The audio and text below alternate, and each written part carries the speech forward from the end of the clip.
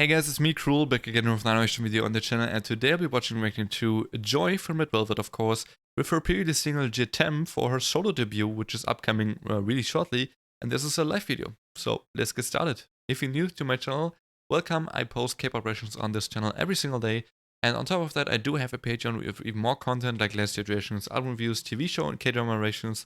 I react to TV shows and K-dramas every single week. Right now I just began Hotel de Luna because of you guys voting on there in the most recent poll.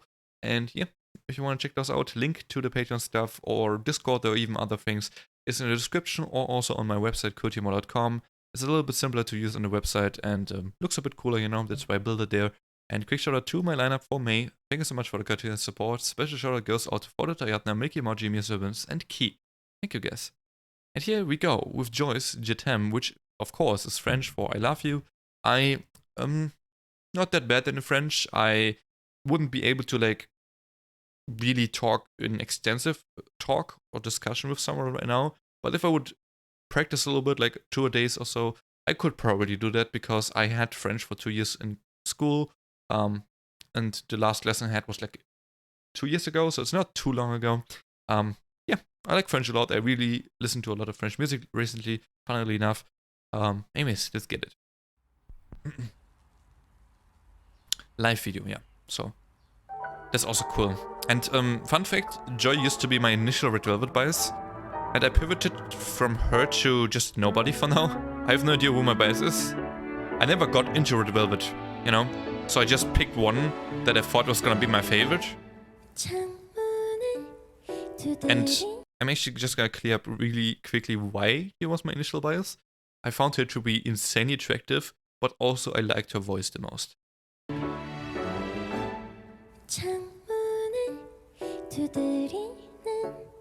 Okay, it's a very bright and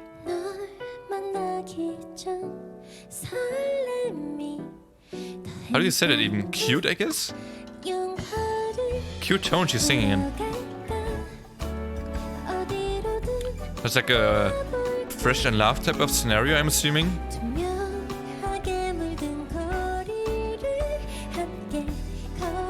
She looks good. So I guess after Irene and Seulgi have their duo and then Wendy had their solo, we're only missing Yeri basically, but Joy now is one of the 2 last members that now kind of has a solo, considering if Irene and Seulgi together were a solo. But yeah, so Yeri is the next, I guess. And the last. Unless I'm missing something. And she had one before. I mean, recently.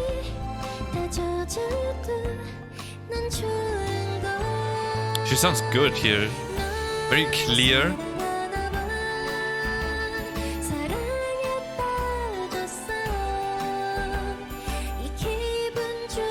You know, I wonder if she's gonna use the Je T'aime in this song lyric.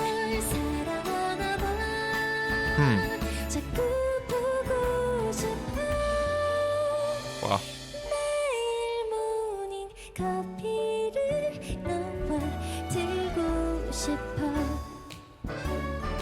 She's so beautiful.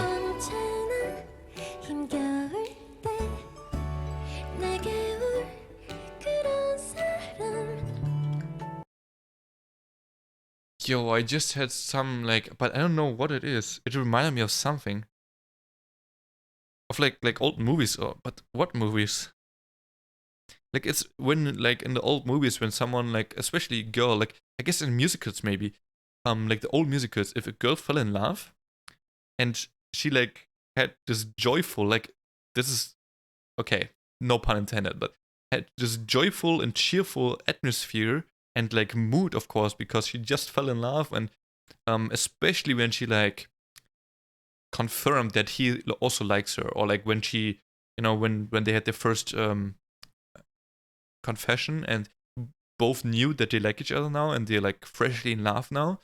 And then there usually comes like a scene where the female lead or something, sometimes the male lead, but I had the female lead in mind, where they like have this dance and then they sing along and they have this very joyful and like spring type of song here. That's what it reminded me of. It's a very high register, and that reminded me of that.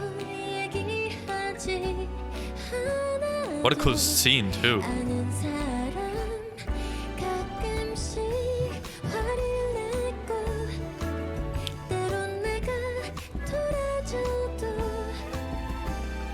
Pretty slow tempo too.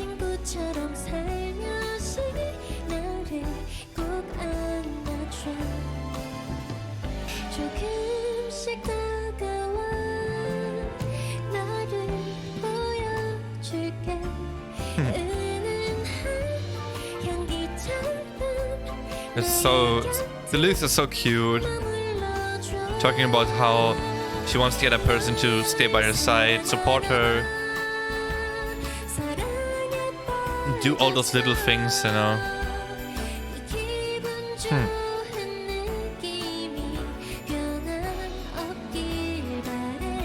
Yeah.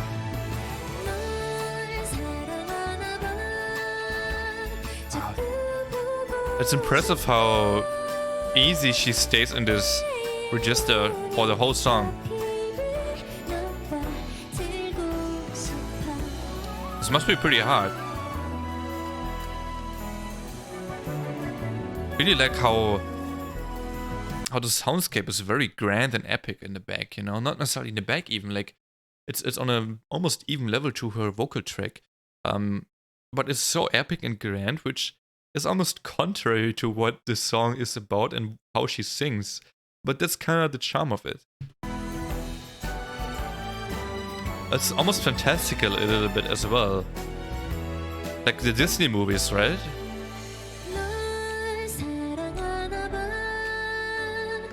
Actually, I think I had the Disney movies in mind. Not old musicals, but like when Disney movies, like they do have a lot of songs in there as well with the characters. Yeah, I think I meant the Disney movies, huh? Huh, oops. Probably holds true for the musicals though, as well.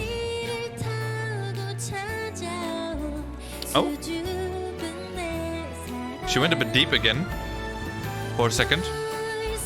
Okay. Only for a second though.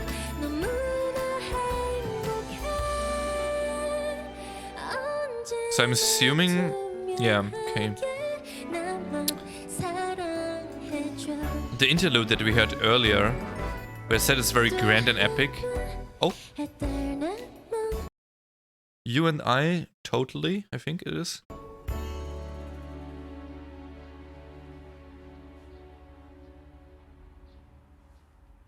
I'm not sure if totally was the right word there, but overall, totally, I think,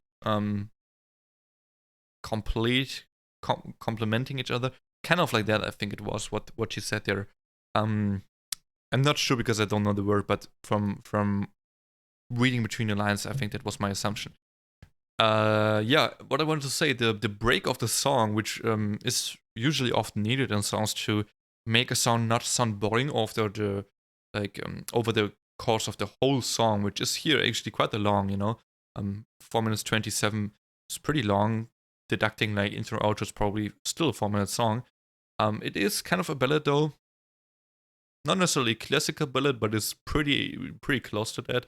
So that's not very long actually. But the break was actually the interlude section where, when I paused, I talked about how epic and grand it sounded, you know, where she was like sitting on the balcony just and doing nothing, but the camera shots were panning around and they're just showing like her doing stuff, but not singing.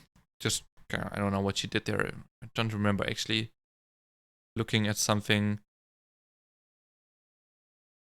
I don't remember, to be honest. But that was the break of the song. It was not a very long one, but that was pretty effective because it didn't really take away from the original song too much, you know? It still kept it there, still kept the energy as well. It wasn't like she had like suddenly a dance break or some shit. Obviously it doesn't make sense, but yeah, I don't know, like it's a cool way of breaking a ballad because it worked for me. It made me not feel bored of this in the second half of the song. Really, really good.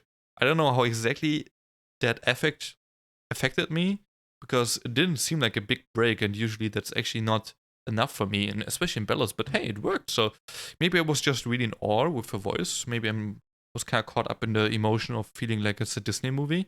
Maybe. But this was nice. I really liked it, and she never once said JTEM. unless I missed it in the second last line. Nope, she did not. I'm assuming that's why they ended with the Jitem here on screen. So she was singing "You and I, Eternal More." Pretty sure that's just totally or some stuff. Eternally. Oh, eternally. Oh, that makes so much sense. Yeah, but okay. Kind of a similar spirit. Eternally. So you and I forever basically is kind of what she's saying. Love each other. And that's why she's saying you and I forever, ... I love you, we love each other. That's kind of what she's hinting here at. I like that. That's pretty subtle, but I was hoping for more French in the song, honestly, with this title. Is what it is, though. But yeah, there was Joy with Jitem live video from yesterday. Thank you so much for watching. I know I'm a day late, but wanted to catch up with everything, and that was nice. That was really sweet. See you next video. Peace.